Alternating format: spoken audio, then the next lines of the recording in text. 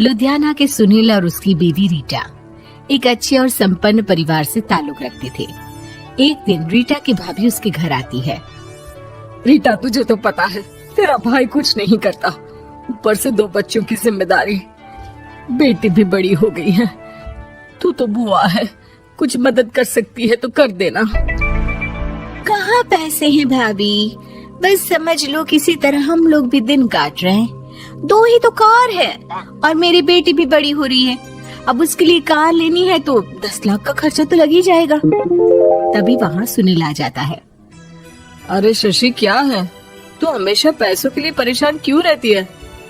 वैसे क्या जरूरत थी बेटे की शादी इतने बड़े घर में तय करने की? अरे पैसे नहीं थे तो ऐसे ही कर देती कहीं शादी। इतने बड़े होटल में क्यों कर रही है शादी? लेकिन यहाँ तो मामला शादी का है, डेट तय है। दरअसल तेरे भतीजे के पीएफ के पैसे आने हैं, पर उसमें देर हो रही है। जैसे ही पैसे आ जाएंगे मैं तेरे अकाउंट में डलवा दूंगी। ठीक है, हम लोग सोचकर बताएंगे। तभी वहाँ भतीजा आ जाता है। फूफा जी, आप लोग ही मदद कर सकते हैं, वरना तो कैसे काम होगा समझ में ही नहीं आ रहा। मैं वादा करता हूँ जैसे ही पैसे आ जाएंगे मैं आप लोगों को वापस कर दूंगा। हाँ भाई, ठीक है। अब देख भाई, हमारे लड़के तो सारा दिन घर पर पड़े रहते हैं, ना कमाते हैं ना कुछ कमाने की इच्छा रखते हैं। लेकिन चल, ये ले, कितने पैसे चाहिए? जी 4 लाख रुपए। ठीक है, लेकिन पैसे ध्यान से वक्त पर वापस लौटा देना। सुनील मुसीबत के वक्त बीवी के भतीजे की मदद तो कर देता है, लेकिन उन लोगों के जाने के बाद देख ले रीटा, तेरे मायके वालों ने मांगा तो दे दिया, वरना इन लोगों का मुझे कोई भरोसा नहीं है। अरे क्यों भरोसा नहीं है? इससे पहले तो कभी इन लोगों ने आपसे मदद भी नहीं ली। हाँ, ली तो नहीं, लेकिन पैसे की किल्लत ही रहती है ना इन लोगों के पास। अरे ठीक है ना, नहीं लौटा पाए तो भतीजे के ससुराल से निकाल देंगे। सुना है बड़े घर में शादी हो रही है। सुनील और रीटा पैसे तो दे देते हैं, लेकिन अगले रोज ही। हाँ भाई साले साहब, क्या हाल है? ठीक हूँ जीजा जी। क्या बात है, सालों बाद आपका फोन, जरूर कोई बात होगी, बताइए ना। अरे वो तेरी बड़ी भाभी आई थी, बेटी की शादी कर रही है ना, तो पैसे लेने के लिए मैंने दे दिए 4 लाख। सोचा भाई किसी गरीब की बेटी की शादी हो रही है, पुण्य मिल जाएगा। अच्छा किया जीजा जी, उनका बेटा बहुत मेहनती है, जल्द ही लौटा भी देगा। वहीं रीटा भी फोन करके हर किसी को पैसे देने की बात करती है। रीटा की भाभी शशि के पास उसके भाई का फोन आता है। तूने सुनील से पैसा लिए हैं क्या? नहीं भाई, सिर्फ बात की है, बोल तो रहा है कि दे देगा। वो लोग मदद करने वालों में से नहीं है, और मदद कर भी दे लेकिन समाज में गा गा कर हालत बुरी कर देते हैं।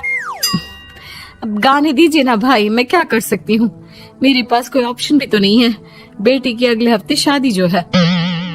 शशि की बेटी की शादी हो जाती है, लेकिन शादी के 1 महीने बाद ही सुनील का फोन भतीजे के पास आता है। हाँ भाई, शादी तो हो गई हम लोगों की दुआ से। अब देख, ऐसा ही फायदा होता है पैसे वाले रिश्तेदार हो तो। तेरे वक्त पर हम कैसे खड़े हो गए थे, लेकिन अब पैसा लौटा दे भाई। जी, मैंने पीएफ के लिए अप्लाई कर दिया था, उसके नोटिफिकेशंस मैं आपको भी भेज देता हूँ। मुझे लगता है 10 दिन में पैसे आ जाना चाहिए। जैसे ही पैसा आएगा मैं आपके अकाउंट में डाल दूंगा। और ना जी ना, कोई नोटिफिकेशन नहीं चाहिए, पैसा चाहिए, पैसा। अब ठीक है अंकल, बस 10 दिन का समय दे दीजिए। अभी हफ्ता भी पूरा नहीं होता कि भतीजे के पास उसके गांव के दूर के चाचा का फोन आता है। अरे बेटा, क्या बात है, सुनील के कोई पैसे ले रखे हैं तो दे क्यों नहीं देता? हाँ चाचा जी, बात तो हुई थी, 10 दिन का वक्त मांगा है, उम्मीद है हो ही जाएगा। अरे फोन कर रहा है, रोज बता रहा था कि बेटी की शादी में मदद की थी। अब क्या है ना, भले ही शादी 10 दिन रोक देते, लेकिन सुनील से मदद नहीं लेनी चाहिए थी। याद है ना, मधु की मदद करके कितना बदनाम कर दिया था उसने पूरे घर को सोसाइटी में।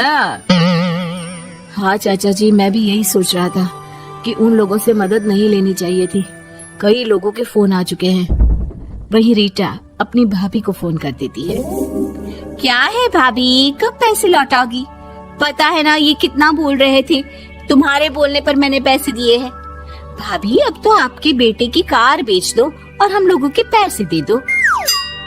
अरे लेकिन रीटा, बात तो 3 महीने की हुई थी ना, अभी तो 2 महीने भी नहीं हुए पैसा लिए, थोड़ा तो सब्र करो। नहीं नहीं भाभी, वैसे मेरा बेटा टिक्कू आ रहा है आप लोगों के घर रहने के लिए, उसको अच्छे से खिलाना पिलाना, समझी? भाभी को समझ में नहीं आता कि वो क्या करे। वो बेटे से बात करती है। अरे माँ, इन लोगों से मदद लेकर सच में बहुत बड़ी गलती कर दी। मुझे खुद समझ में नहीं आता कि कैसे इन लोगों के पैसे जल्द से जल्द दे दूं। तभी डोरबेल बजती है और रीटा का बेटा टिक्कू घर में आता है। आओ बेटा, मामी के घर पहली बार आए हो रहने? आप पापा बोल रहे थे कि आप लोग पैसे का ब्याज तो दे नहीं पाओगे, तो तब तक मैं यहीं रह लूं। और हाँ, मैं एसी के बिना नहीं सो पाता। आप लोग अपना देख लेना और पैसे जल्दी लौटा देना, क्योंकि मैं थोड़ा जल्दी जाना चाहता हूँ। रीटा का फोन शशि के पास आता है। भाभी, पैसे कब तक दोगे? बेटे की विदाई के बाद शशि के घर का माहौल बिल्कुल बदल जाता है। वो हर वक्त बेटे से उसके पीएफ के पैसे पूछती, और पीएफ यानी कि सरकारी काम। आजकल में पूरा 1 महीना और बीत जाता है। भाभी, मैं और ये अमेरिका जा रहे हैं, घूमने के लिए पैसों की बहुत जरूरत है। रीटा, मैं पूरी कोशिश कर रही हूँ कि जल्द से जल्द पैसे का इंतजाम कर दूं, लेकिन पक्का नहीं बोल सकती। तभी सुनील का फोन भतीजे के पास आता है। देख माना 3 महीने की बात हुई थी पैसे लौटाने के लिए, लेकिन अभी मुझे पैसों की काफी जरूरत है। मैं अमेरिका जा रहा हूँ, तो पैसे मैंने किसी से ब्याज में पकड़ लिए हैं। तू हर महीने 4 लाख का 20,000 ब्याज डाल देना मेरे अकाउंट में। सुनील फोन रख देता है, लेकिन भतीजा काफी परेशान हो जाता है। वो ऑफिस से शाम को घर आता है कि माँ पूछती है, क्या हुआ बेटा? बेटा माँ को सारी बात बता देता है। माँ भगवान के सामने हाथ जोड़कर खड़ी हो जाती है और रोने लगती है कि तभी बेटे का मोबाइल पर मैसेज बजता है। माँ पीएफ के पैसे आ गए। और वो ऑनलाइन ही सुनील के पैसे वापस कर देता है। भला हो भगवान का। लेकिन आज एक बात तो समझ में आ गई, मदद हमेशा उन लोगों से लो जो मदद के बदले आपसे मदद में दी गई रकम ही वापस लें, ना कि समाज में आपकी इज्जत।